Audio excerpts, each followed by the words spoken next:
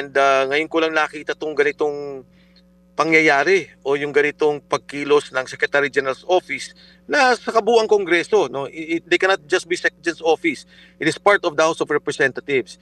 And for me, talagang liderato ang may gawa nito. Kung di man Malacanang mismo ang involved, yung liderato ng Kongreso ang talagang hindi pumayag sa nangyaring to. So kung gagawin ba namin yon, pag-uusapan namin ngayong umaga. What is up mga kababayan? This is PH Gen Z at pag-uusapan natin yung pong pagtanggap ng Secretary General ng House doon po sa impeachment complaint na inihain ng Kamatayan Black laban kay Bangag. Pag-uusapan natin mga kaibigan kung bakit ito ay tinanggap samantalang yung kinakong Mike bakit hindi na po naituloy. Lahat po yan ay nasa video ito, pero bago ang lahat, don't forget to like our video and subscribe to our channel for more news and updates dito po sa mga isyong pampolitika sa ating bansa. Salamat po sa mga viewers natin. Mabuhay po kayong lahat. Welcome rin po sa ating mga new viewers. Salamat po sa inyong suporta. Kaya mga kaibigan, huwag na nating habaan pa. Pag-usapan na natin to, no? Itong si, nakipagdialogo si House Speaker Bogie D kasama si Representative Kimbo sa Makabayan/Kamatayan Black at sa mga nagrereklamong kaugnay ng ikalawang impeachment complaint laban kay Bangag. Yan po mga kaibigan, inihain at tinanggap na po. Itinanggap na po ng Secretary General Office yung pong impeachment complaint laban kay Bangag. Samantalang yung kampo ni na Mike Defensor, Kong Mike at Manong Chavit, inurong na po nila yung kaso dahil alam naman ng lahat. Ito, nag-meeting na nga sila, nag-meeting na nga yung House Speaker, baging yung Kamatayan Black, ng kanilang script sa Moro-Moro, sa Sarsuela. Alam na ng kampo ni na Kong Mike na kasayangan na lamang ng resources yung pagpapasulong pa nila ng impeachment complaint dahil once na natanggap na po yung una at ikalawang complaint na panigurado scripted lamang, wala na pong tsansa na tanggapin pa at basahin man lang sana yung ikatlong impeachment complaint na inihain ng kampo ni na Kong Mike Defensor. Nakakalungkot mga kaibigan dahil ang impeachment complaint po na inihanda ni na Kong Mike, yan na po sana ang pinakamagandang impeachment complaint laban kay Bangag. Napakarami pong grounds for impeachment dyan mga kaibigan. Iyan po isinulat ng mga magagaling na mga abogado. Ngunit yung tinanggap ng House SecGen yung una at ikalawa na galing pa sa mga bayaran na tuta ni Bangag. Tinanggap yun dun sa former na abogado ni First Lady. Tinanggap rin yung sa Kamatayan Black na panigurado nakatanggap ng mali-malitang kaching-kaching. Ayan mga kaibigan. Pakinggan natin ngayon etong si Adjong na tuta ni Bangag dahil dinidepensahan niya etong House SecGen dahil sa hindi nila pagtanggap ng complaint. Etong si Adjong, matagal na natin itong inabisuhan na magpa-check up ng mata. Si Adjong, matagal na nating sinabihan na nangangailangan siya ng tulong medikal lalo na sa kanyang pagtingin o sa kanyang eyesight. Dahil sabi niya di umano sa huling panayam na nireaksyonan natin sabi niya hindi daw po niya nakikitaan ng grounds for impeachment itong si Bangag. So sabi natin, Adjong, kailangan mo magpa-check up. Titignan natin ngayon mga kaibigan kung nagpa-check up na ba itong si Adjong. Pero mukhang hindi dahil dinidepensahan niya pa itong House SecGen kahit na mali at labag naman sa batas at rules ng Kongreso yung ginawa ng Secretary General's Office sa hindi po nila pagtanggap ng impeachment complaint laban kay Bangag. Panoorin natin ito mga kaibigan. And that the Secretary General is required. What do you mean by the statement? Ibig sabihin hindi po matatanggap ng Office of the Secretary General itong impeachment complaint filings without the Secretary General herself? Yeah, it has been the long-standing practice ever since, no? When there were complaints filed, no? We saw that during the Estrada presidency when he was impeached by the House. We also saw that the Corona impeachment proceedings, no? I mean, these complaints are so important and so serious that it also requires filing it to a proper and authorized person who would receive these complaints. Kasi if the logic would say na anybody in the office can actually receive these complaints, who would determine, who will be the in charge, should there be an absence of the Secretary General?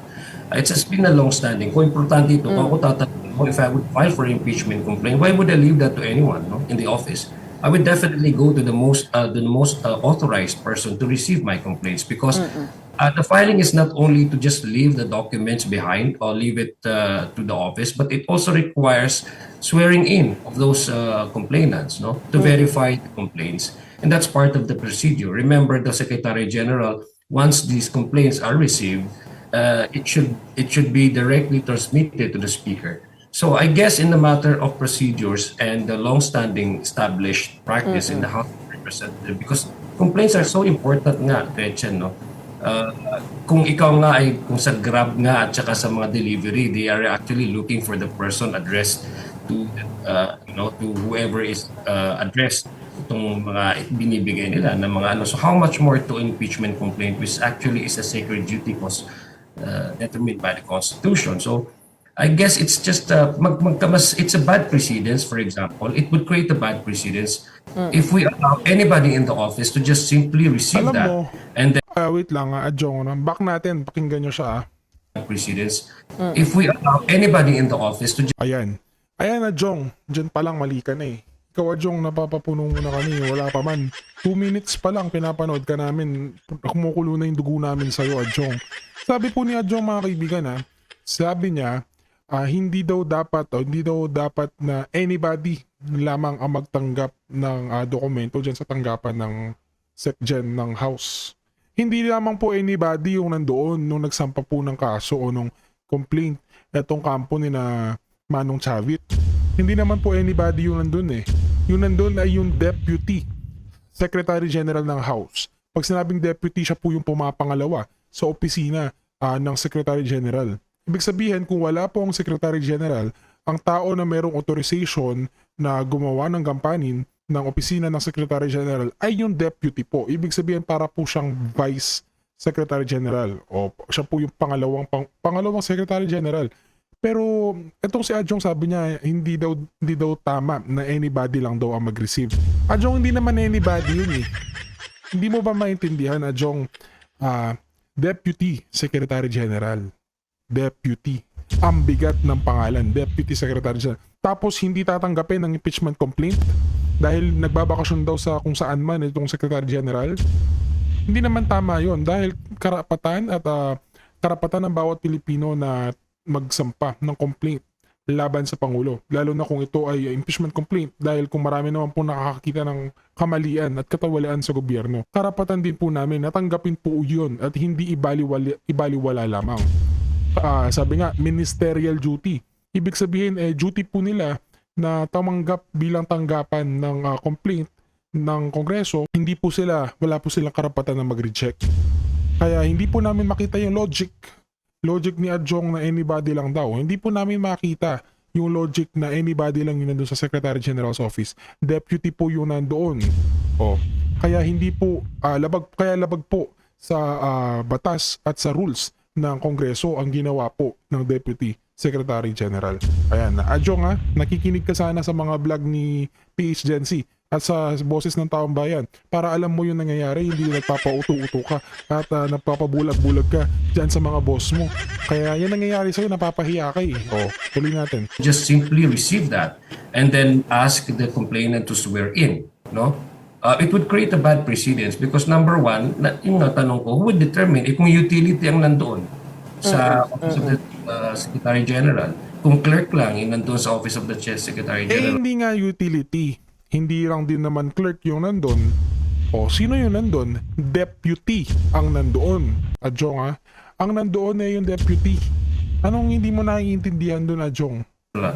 Does that mean that they're also authorized to receive that? Ang Secretary General is not around. In the case of Secretary General Garafil, she's really in Taiwan because she is due to receive some awards. No, I guess she already did receive the award.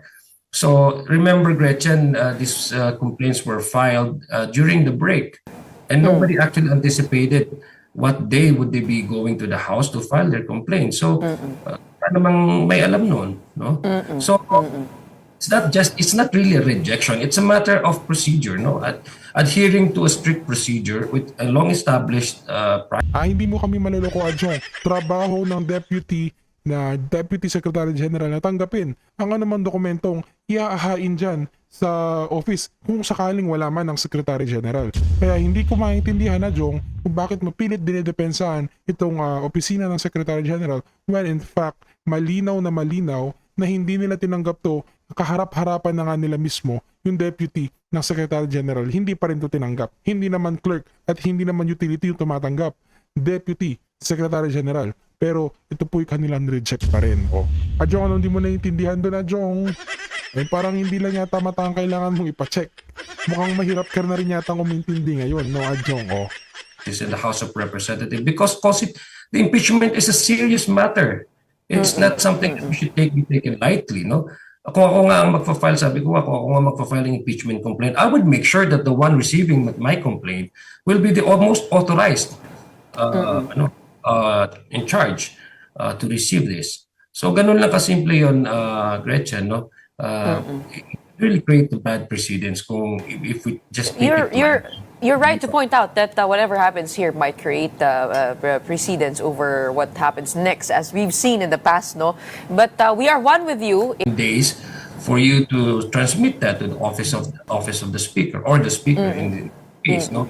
Specific po yung procedures na yan.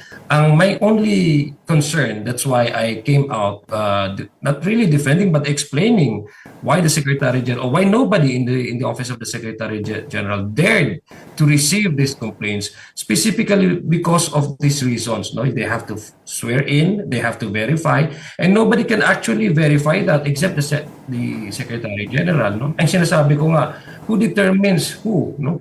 Who determines who would replace the Secretary General in his or her absence should any impeachment complaint be filed before the office, no? Kasi matatakot ka din. Kasi it would really create precedence. Hindi lang yung, halimbawa, kung if I'm not just saying about the specific sitting president, I'm also talking about the future impeachment complaints. Paano pag halimbawa may mga impeachment complaints tapos nagkataon na wala yung Secretary General, for example, open ang office niya, of course, naturally may mga staff diyan to do the clerical to do the clerical matters, no, but not necessarily assuming the duty and the mandate of the Secretary General ay darating doon tapos ilalagay lang tapos may i-receive lang. Sabi ko nga, what if utility ang nandoon lang, what if mga clerks lang ang nandoon? So that it would create a bad precedence because it would make the impeachment process so light that anybody can just drop off. And with that, kayo na po nagsabi, no, that this is a long-standing procedure, yet there is so much confusion. And recently, House rules have been challenged. Isn't it supposed to be like, for example, pag nawala po yung Pangulo, mayroon po siyang ina-appoint na halili sa kanya for the meantime, no? Okay, parang caretaker. Hindi ho ba dapat ganun din para din maging responsable itong Office of the Secretary General? Because if you take a look at what happened, no, the receipt of the first impeachment complaint, which many say was weak in substance. We haven't seen it yet, but that's the criticism. And the rejection of the last two complaints, some would see it as a technicality blocking accountability here. How would you respond to that? That mayroon pong paghaharang na sinusubukan gawin? And are you open to clarifying the rules on this? It's not only technicality. It's really the mandate and the authority that we're talking here, no? Na hindi agad-agad po pwede mong agaran din na papasa kung sino man. Kailangan talaga, para sa akin, kailangan talaga. The reason why it's been a long-standing tradition because Congress actually provided for this. These procedures to follow, no? We have to treat the impeachment process as something that is sacred, no? As something that is so serious na kung meron kang hindi ma-follow lang ng kunting technical, I'm sorry but everything should be considered, even the technicalities. Kasi mahirap yun, no? Pwedeng maging, it would actually create more technical problems, legal problems. Halimbawa, may magtanong na bakit ni-receive ito na hindi naman siya authorized to receive this, no? So the point here, I think ang pinaka-contention dito, Gretch, is the trust, eh. So, okay, paano may pa-file yung ibang impeachment complaint na to make na may kasigurado tayo that this will also be heard, no?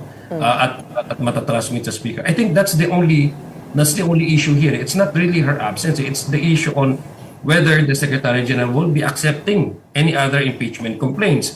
I think the Secretary General also made mention about that. Na she would be receiving any complaints. No, ngayon magre-resume ang House of Representatives. She will be there available today. So I would suggest to those who are really willing to file for an additional impeachment complaint to go to the House of Representatives today and file the impeachment Paano complaint. po ngayon ng pagko-consolidate po ng mga complaints? Kasi tatlo na po yun against the President. How would that occur? Kasi may nauna na ho na na-receive. How will the House deal with that? Bringing these three complaints together. Well, it would pass through the same procedures and then the same process. It will be calendared, meaning to say it will be mentioned in the plenary when in receipt of an impeachment complaint. That would be referred to the proper committee, and in this case, the Committee on Justice will be the one to receive, probably to discuss among themselves, the members, on how to go about, but they will be guided by a procedure. I think we have already adopted in the 20th Congress the procedure and the process of the impeachment complaint. So they will be guided with the rules, and they will be guided with the how to go about, with either discussing it separately or to discussing all these three complaints all together in the Committee on Justice. So, matatanggap naman ho yung dalawang complaint. Mag-aantay lang po sila sa pagbabalik. Oo. Yes, Would you I know? think Would you know when she's coming back? I think she's already here. She's back, actually. I don't know. I'm not sure about her itinerary. I'm not asking her personally, but Sabay pwede na. yeah, I'm pretty sure she's back. No, she was there in Taiwan just to receive the award. Eh. So,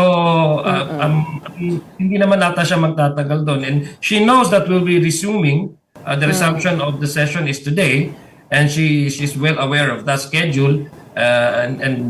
Yeah, I'm definitely sure that she's around. No, she will be at her office today. Kaya nga, even our majority leader came out with a statement. I think he was also interviewed a couple of days ago. He also actually appeased, assuaged those fears na baka hindi daw matanggap. Ang sabi naman niya, nobody is actually blocking any impeachment complaint. Should there be any other groups would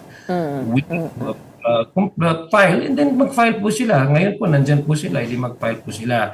I would encourage them, kasi kung ako tatanungin mo, Rich, kung ako mag-file ng impeachment complaint, I would rather file this to the most authorized person na receive, kasi ayoko lang Congressman, behind at umasa sa mga hindi authorized na mga tao.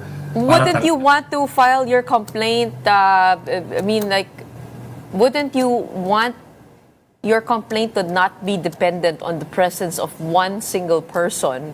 Kasi kung for example nilang so kung meron po kayong ticket sa MMDA. Kung si James Deakin. Pumunta po kayo sa opisina ng MMDA, tapos wala po doon yung chairman, wala po doon yung parang pinakamataas. Pero sana naman ma-process nyo yung yung complaint ko po.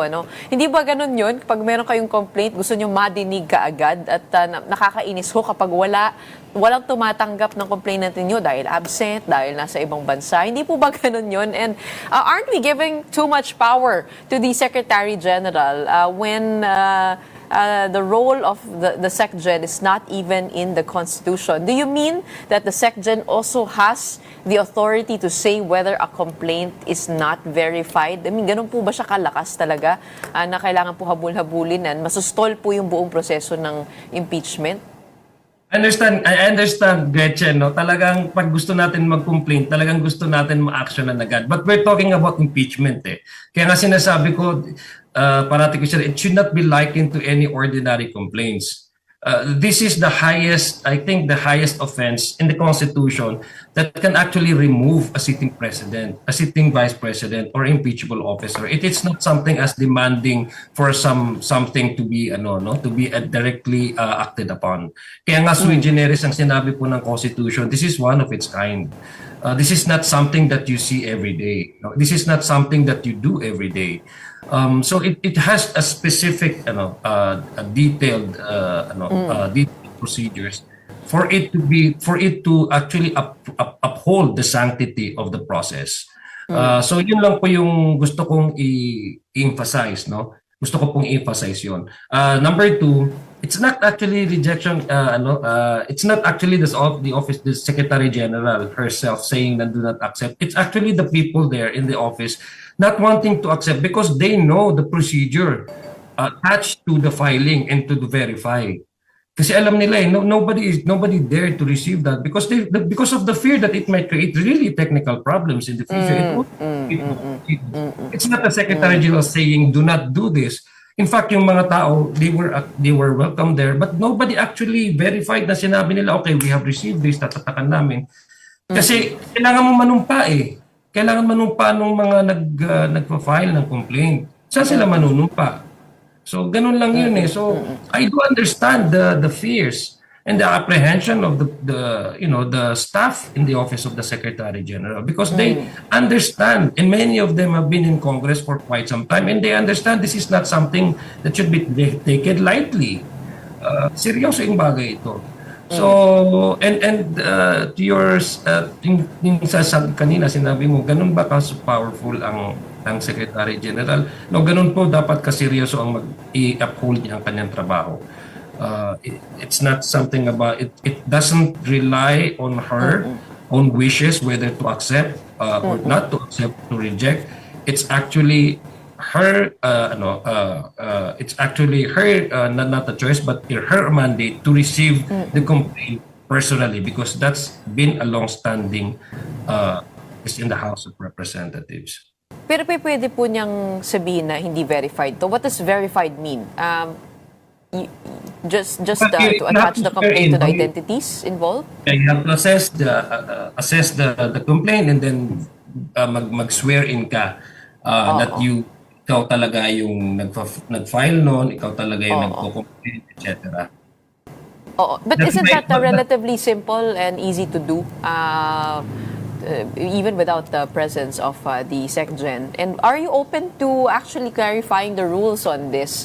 Para hindi po nakakalito at hindi po siya posibleng ma-weaponize in the future. I agree with you. I think the good thing about this incident is we can actually open up the discussion.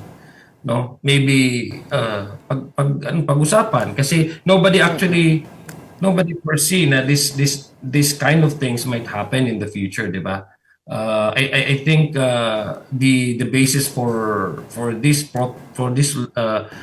procedure and practice to be still to be still in effect, it's because of yung belief na yung belief ng regularity, no, yung the belief that yung sinasabing presumption of regularity that it when it happens the office is open to receive. But in this case may mga nuance din kasi at may mga incidents that is not really foreseen. For example, the Secretary General while on break was there in Taiwan to receive an award. So it happened on a specific day where the Secretary General was out in the countries, and nobody actually can predict that. Nobody actually foreseen that. So I think it opened up the discussion on if there's for example, if there are events that may happen or any incident that may happen or any similar or in the absence of yes, similar na mga pangyayari na pwede mangyari in the future, what would happen? Should there be an authorized, for example, an OIC, no, not really an OIC, but an authorized person in the office to receive. So receive, yes, I'm open to that. No, I'm open to kung should there be any discussion about that. Yeah. Kasi Congressman, oo. we really have to allay and assuage the fear of the public, no. Baka naman ayaw tanggapin. But then again, we are actually assuring them, and even the majority leader assured the public that there's nothing, there's no one in the House of Representatives to block any impeachment complaint. Andiyan na po ang Secretary General, Monday po ngayon, the resumption po ang Congress. Pwede naman ho sila bumalik doon at i-file po nila itong impeachment complaint nila. Okay, that's today. Congress resumes today. So, could you run us through the timetables? Paano po yun? Day 1 na ho ba of the 10-session day deadline to calendar the complaint in the order of business? Does it start today?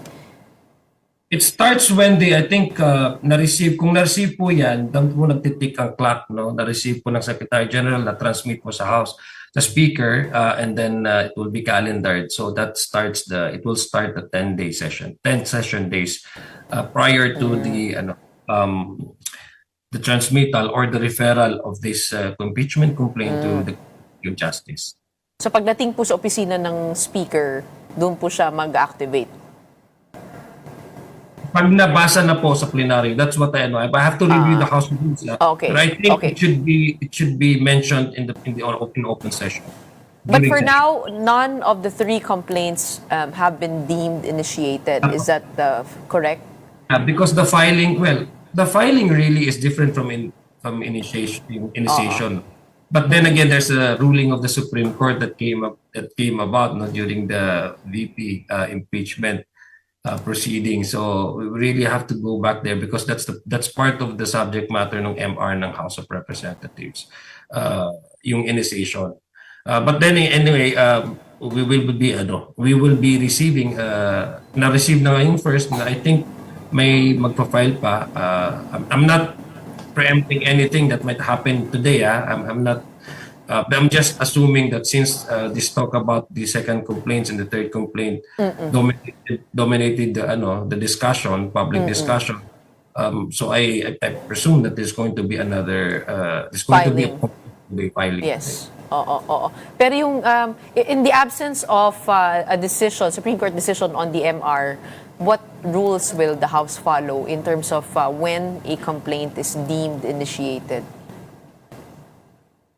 Well, it's very clear. The Supreme Court ruling, we have to follow that in the absence of the Supreme Court responding to it, either to grant or MR or to deny of MR.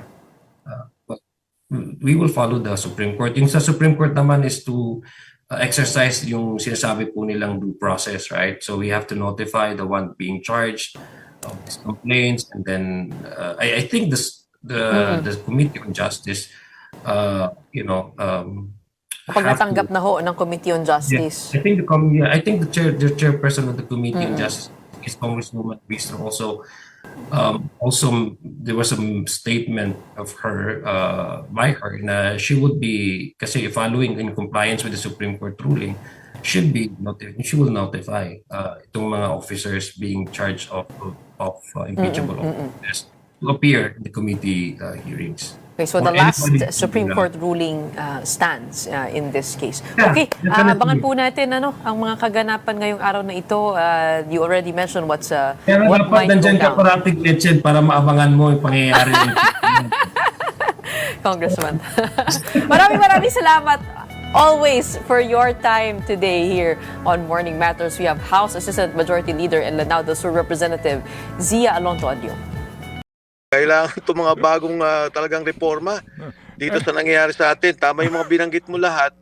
Itong mga nangyayari sa proyekto. In fact, yung second complaint, yung Makabayan Block, yung parametric na sinasabi lang, ngayon lang ako nakita, no? On average, 2 billion. Bawat distrito, hindi nangyari ito noong mga panahon natin na yung National Infrastructure Program, parang naisang tampi na eh. Kanya-kanya nang gawaan sa distrito. Kaya itong mga pangunahing proyekto katulad ng subway, na hinihintay natin, yung Laguna Lake na connecting road, yung Panay Guimaras Road, lahat ito na sakripisyo dahil sa ginagawang panggugulo dito sa pondo natin. Sige, may unang tanong muna si Chacha, Kongsek. Yes po, Kongsek ang tawag sa inyo ni Kasi Manong Ted. congressman at secretary. Yun na nga. O sige, Kongsek na lang din po tawag ko sa inyo kahit di tayo masyadong close ha, Kongsek. Yes, DJ First Chacha, time of ko course. makakausap si Kongsek Mike Defensor ngayon eh.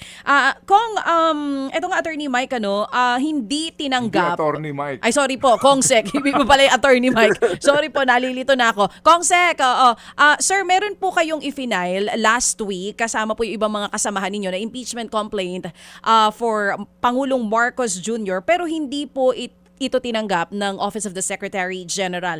Ngayong araw, ano pong plano ninyo? Kagaya po ba ng Makabayan Block? Kayo po ba ay maghahain ulit ngayong araw ng impeachment complaint?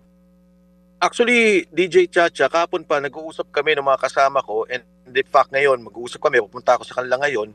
Dahil nga kailangan kami magkaroon ng desisyon kung anong gagawin. Ako personally kasi hindi ako inclined na bumalik pa sa Kongreso kasi napaliwanag ni Manong Ted Filon kanina yung proseso. Sinabi nga niya na itong first complaint na i-refer na sa Speaker's Office. So today, ang gagawin nila dyan, i-refer nila yan sa rules, nabanggit na ni Kong Ted, Rules Committee, and then from the Rules Committee, babalik sa plenaryo to para i-refer na sa Justice Committee. Ito na yung tinatawag na initiation ng first complaint. So lahat ng mga sumunod na mga complaints, hindi na kasama, wala nang bisa. So ito yung isang bagay na tinitingnan namin, ako personally, kasi parang ang pakiramdam ko, ayoko nang sumama sa moro-moro nila kasi the fact na hindi tinanggap para sa akin at yung unang complaint lang ang pinayagan nila, at agad-agad ibinigay sa Speaker's Office, palagay ko talaga may moro-morong nagaganap na ang papalabasin nila, nahuli kami. Hindi naman po totoo yun. Sa saligang batas natin, malinaw yan, ministerial ang Secretary General's Office. Yung pong pag-receive lang, kinausap ko yung OIC noon, si Executive Director Salonga. Sabi ko, Attorney Salonga, baka pwede mo namang i-receive. Sabi niya, I'm not authorized. Sabi ko, pwede bang dito sa receiving area ninyo, pa-receive ko lang doon sa tao. Sabi niya, wala pong authorized dito na tumanggap. Alam mo naman, DJ Chacha, na yung mga opisina ng gobyerno, kahit anong sulat, pag may reklamo ka, o may nakikita kang mali, o meron ka lang gustong isulak, ministerial yun na pag-receive, lalo pag ganitong kasensitibo na talagang impeachment at medyo parang hinaharangan mo, hindi pala medyo, talagang ni-reject mo, hindi mo tinanggap, masama para sa akin yun. So you're saying hindi na po kayo pupunta doon dahil obviously kahit pumunta kayo doon parang wala na lang? Ano ito? Arte-arte na lang? Kasi ang mangyari kasi diyan, pag pumunta kami doon, para kaming nakibahagi doon sa gusto nilang setup, doon sa gusto nilang palabasin na may naunang impeachment. Kasi ang dapat first day ngayon So yung ngayong araw, lahat ng mga nagpa-receive ay kasama doon sa mga unang file. Paano kung yung una nilang ni-receive, dadalhin lang plenaryo o sa rules muna, tapos plenaryo, pagkatapos ni-refer sa justice, parang wala na. Nauna talaga yun. Papalabasin lang nauna. Yun yung ayoko mangyari na parang nakisama pa ako doon sa kanilang script o doon sa kanilang ginagawa. So whatever is going to happen today for you, this is just purely scripted. Hindi na kayo magsasayang ng oras, hindi kayo magpapagod. Hindi po ba sayang naman yun kung sakali man napupunta kayo, what if tanggapin po, sir? Hindi po ba? Tatanggapin ngayong araw ang balita, papasok po ngayon si Secretary General Garafil. Ayaw niyo po bang tumulad dun sa isang grupo na susubok po ulit na maghain ngayong araw? Nung mag-usap kami ng Makabayan Block, kasi nung nauna sila may tumawag sa akin mga kaibigan natin, sabi nila, hindi tinanggap. Sabi ko talaga, so nag-usap kami nung kinatawan ng Makabayan Block. Sabi ko, anong nangyari sa inyo? So sabi ko, Kong, anong nangyari? Sabi nila, hindi kami tinanggap and nag-iwan kami sa loob. So nung malaman ko ito, sabi nila sa akin, magpa-file pa rin sila sa Monday. In fact, ang reaction ko pa kaagad, doon sa kinatawan, kung resistant kausap ko, sabi ko parang ayoko na makisama dito sa ginagawa nila. And ngayon ko lang nakita tong ganitong pangyayari o yung ganitong pagkilos ng Secretary General's Office na sa kabuuang Kongreso. They cannot just be Secretary's Office. It is part of the House of Representatives. And for me, talagang liderato ang may gawa nito. Kung di man Malacanang mismo ang involved, yung liderato ng Kongreso ang talagang hindi pumayag sa nangyaring to. So kung gagawin ba namin yon, pag-uusapan namin ngayong umaga. Yun, sige. So kumbaga wala pa pong penal dito na desisyon pero kung kayong tatanungin, yung nga po ang gusto ho ninyong mangyari. Pero no bang Friday, as in wala po kayong copy na receive man lamang po nino man doon sa Section's office? Wala, Ted kasi nung nangyari nung in fact may video kami nung kompleto, sabi pa nga ng OIC, pwede ba wag tayo mag-video? Ayaw pumayok ng mga abogadong kasama namin. Kinausap ko siya sabi ko, pwede bang pa-receive lang kahit sino dyan sa inyo? Ayaw nila at hindi daw pwede. So nung nangyari yon, sabi ko, kahit mag-iwan, wag tayong mag-iwan kasi babasura lang Walang visa yung walang visa yung gagawin namin na pag-iwan. So wala. Walang receive, walang iniwan, and walang reaksyon o pagtanggap ang ginawa ang Secretary General. Okay. Sige, doon po sa pahayag ng isang yung isang miyembro ng Kongreso na no endorser, no complaint. Kayo ho naman, meron kayo endorser, di ba? Sa inyong complaint? Meron, Kong Ted. In fact, ang nangyari pa nga noon, yes. In fact, Manong Ted, ang nangyari noon, nasa opisina nga kami nung isang kinatawan At nandun kami hinintay namin matapos sa Makabayan Block at bumaba kami. Meron pa kaming isang kasama. Ang nangyari kasi ngayon, tinatawagan nila ang bawat isa at pinipressure, kinakausap. So ang sabi ko doon sa isang kongresista pa, huwag ka munang bumaba dahil kung hindi naman tatanggapin, walang point na magkaroon ka ng pagpirma ng resolution of endorsement. So, nandun naman siya the whole time. Tapos, yun nga, nung hindi tinanggap, nakita lang kami after at nag-usap na lang na gano'n ang nangyari. Pinaliwanag ko yung naging proseso. Opo. Tama ho ba? Para nakita ko po doon sa visuals ninyo, kasama nyo si Congressman Marcoleta. Oo. Tama ho ba? Nakita ko siya. Siya ho ba ang endorser nyo? Katulad ng binanggit ko, Kung Ted, ayaw pa namin sana sabihin Pero tama ka, hindi ko naman i-deny na kasama namin siya the whole time. And in fact, maging sa pagbaba, sinamahan naman niya kami. Pero nung pumasok na kami sa Secretary General's office, kami na lang yun ng mga complainants. Okay. Opo. Kasi nga, kumbaga, kung in case lang ho matuloy ang inyong grupo, kahit na hindi ka sumipot doon, Kong Mike, sigurado meron kayong endorser. Kasi nga, yun ang requirement po kapag ho mga pribadong mamamayan, dapat po duly endorsed by a member of Congress. Yes, in fact, Manong Ted, yung aming resolution of endorsement, nakaprepare din to dahil nga di ba meron tayong sinasabi, yung binanggit mo nga kanina, form and substance.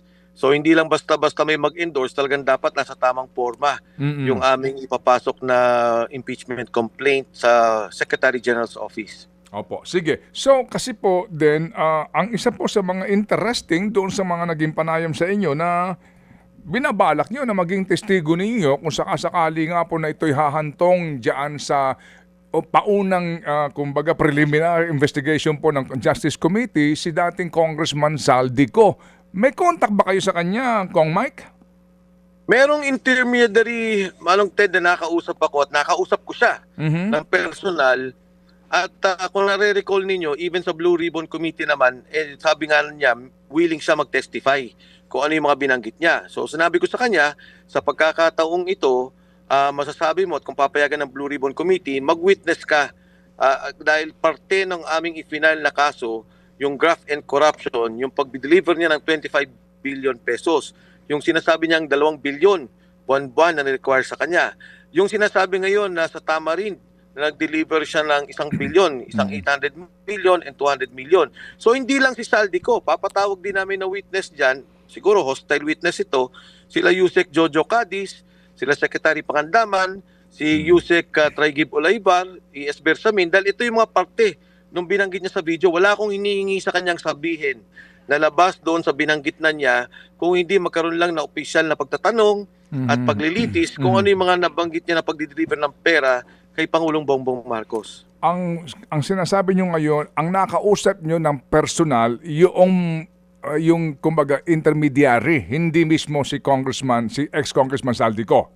Tama? Kung Ted, si Saldico mismo ang nakausap ko. Ha? Pero yung teleponong ginamit is through an intermediary. Pwede ba namin malaman ang kaunti lang ho para sa, kumbaga, testing your credibility on this issue? Mawalang gana ng Kong Mike. Mga more or less, kailan ito at nasa saan ka nung kausap mo siya at nasa saan siya? Kung nasaan siya, Kong Ted, hindi ko alam. In fact, ayoko rin siya tanungin. Baka mamaya, kung ano man yung mangyari sa kanya, madamay pa ako. Mhm. Pero ako, nasa bahay ng mga panahong yun, and yun, nakapag-usap kami, and yung ang binanggit niya, kasi ang unang discussion noon was, etong tamarind na binabanggit doon sa Blue Ribbon Committee nung last hearing, Mhm. na sabi niya, dyan din yung binanggit ko na nag-deliver ako ng 800 billion, 200 billion. At binanggit ko sa kanya, mag-file kami ng impeachment case Mhm. at ilalagay namin siyang witness doon sa kaso. At sinabi naman niya, wala naman siyang problema doon, pag-aaralan lang niya kung paano. Sabi ko, well, hindi naman ikaw yan eh. Let the Committee on Justice decide if they will allow you, kasi that will be under suspended rules. Manong Ted, di ba, dahil wala siya dito. So, yun naman. Tapos sinabi ko, wala naman kaming ibang hihingin sa iyo, kundi yung testimony rin nung nagsalita ka sa mga video na pinost mo sa iyong social media account. Kailan po ito ang nangyari na inyo pong pagkikipag-usap po sa kanya? Kung nag-file kami nung Thursday, Tuesday ito. 2 araw bago mag-file. Okay. And then, nung siya kinausap mo, mga anong oras yun? Kung sakasakali po, para lang sa kwentada natin, kung siya nandoon sa Europa o nasa Portugal, kung mga anong oras yun? Nung mag-usap kami, kung hindi ako nagkakamali, siguro mga 10 to 11 p.m. Ako, Philippine time. Okay. Ano ba yan? Cellphone, Viber, Messenger, Facebook? Ano bang paraan nito? O walkie-talkie? O ano? Hindi ko sigurado Kung Ted, hindi ko sigurado kung anong ginamit nilang platform. Kasi ang pagkakaalam ko, batay na rin dun sa kanya mga statement, parang ingat na ingat sila eh. At medyo takot siya. So hindi ko alam, may mga platform ata silang ginagamit na bago, kasi hindi ko naman telepono yung nagamit nung mag-usap kami. So yung bang intermediary, as in kasama mo siya in person, yung telepono o gadget ng intermediary ang ipinahiram sa iyo, o hindi po ito harapan yung intermediary po? Kasi ngayon may pwedeng ganun, conference call, parang ganun. Hindi ba? May mga ganun kaparaanan. Ano po ang mode dito? Yes. Magkasama kayo ng intermediary? Hindi. Well, yung nung mag-usap kami, nung una kaming mag-usap, magkasama kami ng intermediary. Yun ay mabilis na naging usapan lang. So, yun nga, umingi ulit ako ng pag-uusap dahil nga doon sa filing. And doon sa pangalawang pag-uusap naman, nire-recall ko kung anong nangyari sa amin eh. Yes, kasama ko siya, pero parang may ginagamit din silang ibang telepono eh, doon sa kabilang linya. Ito bang intermediary mo ay dating congressman o kasalukuyang congressman, politiko? Sino ba ito? Ted, ayoko nang banggitin, baka lalo magkaipit-ipit yung kasama natin, pero hindi ako worried kay Saldi ko I mean, siya naman nasa ibang bansa, pero itong kausap niya hindi ko alam kung ano yung relasyon nila, pero mukhang kilala mo na rin siguro kung sino itong mga malalapit sa kanya. Kay Saldi ko. Opo. Yes. Opo. Sir, ito hong, nung nakausap mo siya, nagtanong ka ba sa kanya na, hinahanap ka dito. Sabi mo, babalik ka daw, sabi ni Secretary Remulla. Meron ng mga pare na intermediaries din. Susuko ka daw o makikipag-dialogo ka daw. Makikipag-dialogo ka daw. Hindi ka ba sa kanya, nakipagbalitaan, Kong? Actually, Manong Ted, talagang gusto kong itanong sa kanya yan. Pero ang iniisip ko naman, parang baka hindi naman siya umamin sa akin. Pangalawa, baka may ginagawa nga siyang paglinya. Nung matanong ko yung ilang malapit sa kanya, ang sinasabi, wala din silang confirmation.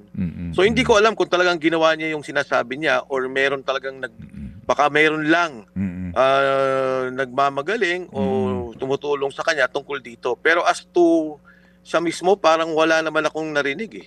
Opo. Sa amin pag-uusap. Okay, sige po. So ang mukha pong agad ng binaril yung sinasabing plano na yan eh.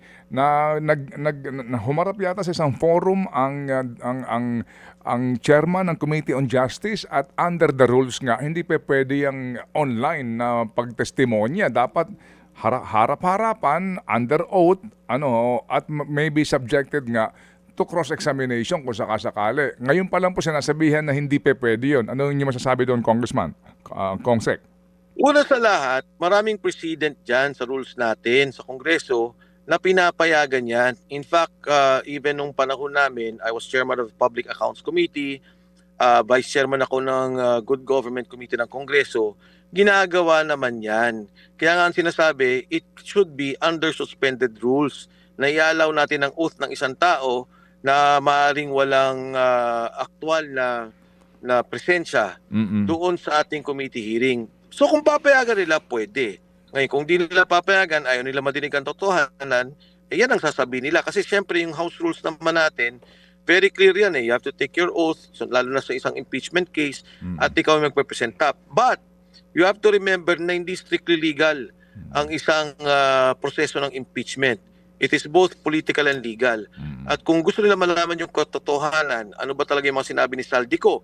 At syempre, kung gusto nila talagang ibarilin yung mga sinasabi ni Saldico na kasinungalingan, ito rin yung pagkakataon na magamit nila yung House rules natin o yung rules ng gagabay dito sa impeachment proceeding na kung saan si Saldico ay pwede magsalita. Kasi alam mo, Manong Ted, ang nangyari dyan, nagsalita na yung tao kalat sa social media, alam ng bawat Pilipino.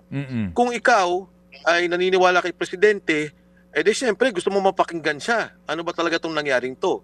Pero kung ikaw naman din, may pagdududa at alam mong may katotohanan sinasabi ni Saldico, totoo din naman, bilyon-bilyong piso. Bawat taon sinasabi niya, 25 billion. Itong isang taon na binanggit niya, 25 billion. Pagkatapos, sumagot si Bernardo, sabi niya, hindi. Ako nag-deliver ng pera dyan. 8 billion initially. And ang total ata is about, 81 billion pesos. Bakit naman ganun? Bilyong-bilyong piso ang nawawala sa ating kabangbayan at nakukurakot lamang. Medyo unfair naman yan sa sambayan ng Pilipino at dapat nating i-correct tong nangyaring to. Sige po, may pahabol na pong tanong si Chacha tungkol po kay Orly Gutesa.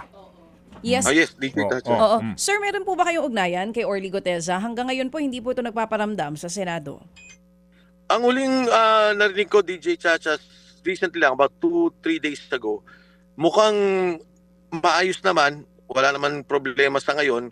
Ang katunayan, wala naman akong direkta sa kanyang kaugnayan. Ang nangyari, nire-relay lang sa akin. Kung hindi ko alam paano, may kasama rin siyang retired na nakakapag-relay. So as of now, okay naman daw. Wala naman problema. At yun naman din ang gusto lang naman natin Doon naman sa kanyang testimony, hindi ko alam kung anong gagamitin nila. Kasi may mga nagsasabi, gagamitin daw nila yon. Yung iba naman, sabi, hindi na daw nila gagamitin. So sa akin, again, alam mo, inuulit ko, ito lang naman yung taong hindi nakinabang sa lahat ng pinag-uusapan.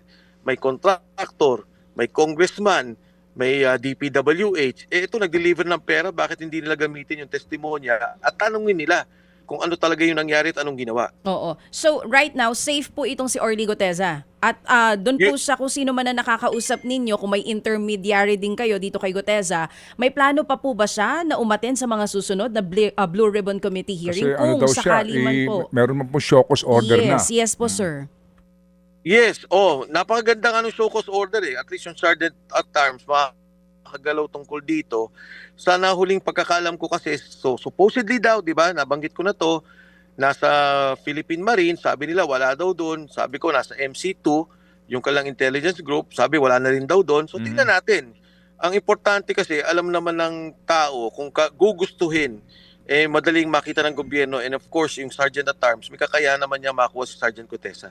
Okay, sige po. So antabayan na natin yan. Sa pahabol na lang pong katanungan, Congsec Mike, meron kayong event sa Sabado? Anong event ito? At inyo bang sasarahan ng EDSA? Baka may mga tao na maistorbo ika nga po. Ano itong event on Saturday? Yes, Manong Ted. Una sa lahat, a-attend ako sa Cebu. Sa Cebu, magkakaroon ng rally yung mga tao doon. And sa aking pagkakalam, nakataon nandun din yung ASEAN Ministers Meeting. So sasamahan ko sila. babalik ako dito at sasama ako sa motorcade caravan dito sa EDSA. Ginawa naman tong Sabado para nga hindi makaapekto sa traffic. Pero hindi na to BBM resign. Impeach BBM na ang panawagan natin. Nanawagan kami na kailangan tanggalin na ang Pangulo. Hindi niya na kayang manguna sa ating bansa. Grabe ang korupsyon. Tuloy-tuloy pa rin ang korupsyon. Yung mga nakita nating nakawan, kailangan imbestigahan ito. Yung paggamit ng droga, kailangan itong tingnan.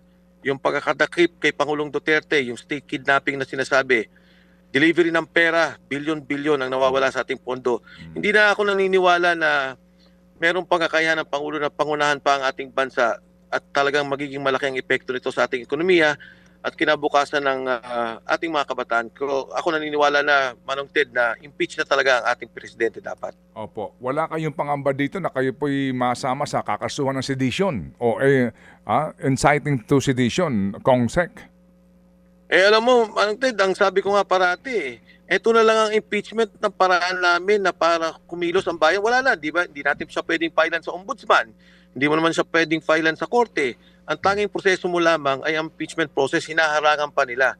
Kaya kung may takot, hindi eh. Dahil katulad mo, narinig ko kayo ni DJ Chacha, totoo naman lahat ng sinasabi ninyo eh. Bakit tayo matatakot kung katotohanan ang sinasabi natin at yung kung ano lang dapat ang para sa ating bansa? Palala ang korupsyon. Dapat nating ihinto ito at yung puno o yung ulo ng korupsyon ay dapat tanggalin. Salamat po na marami sa inyo, Kong-Sek, at kami po'y aantabay sa development today at sa inyo pong binabanggit nga na malawak ang protesta kung sakasakali man. Salamat po, Kong Mike. Salamat po. Good to see you again. Thank you so much, Kong Ted Filon. Muli, sana makabalik ka para mabago at ma-reform natin ang ating Kongreso. DJ Chacha, maraming salamat. Opo. Mabuhay po kayo. Mga kapatid, brothers and sisters, saan ka pa? Dito na tayo sa totoo. Dito na tayo sa True FM. Mga kapatid, mag-subscribe and follow po kayo sa social media accounts ng True Network PH. Yan po kami, hanapin nyo lang True Network PH, Facebook, Instagram, YouTube, TikTok, and podcast. Mapa Apple or Spotify man yan, mahahanap nyo kami. Lahat ng mga napapanood at napapakinggan nyo po sa programa, nasa social media accounts namin yan. So paano mga kapatid? See you sa social media!